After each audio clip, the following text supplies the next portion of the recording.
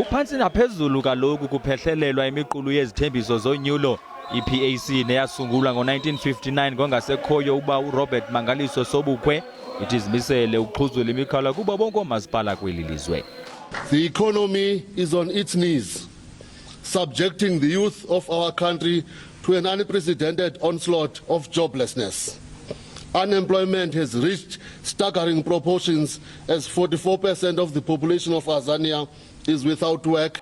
Loka Nyhontso uthi banomkhombandlela ocacayo.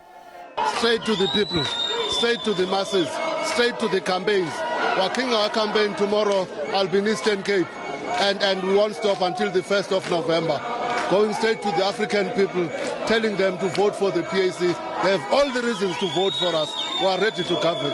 Mongameli we-PAC uthi baza kwenza konke okusemandleni ukudanisa abasoloko bebathe gqolo ukubagxeka ngelithi lo mqulu wezithembiso uzawuba neziqhamo emva komhla wokuqala kaNovemba. Ndinkwabongile Dumako kwiindaba ze-SABC eRhawutini.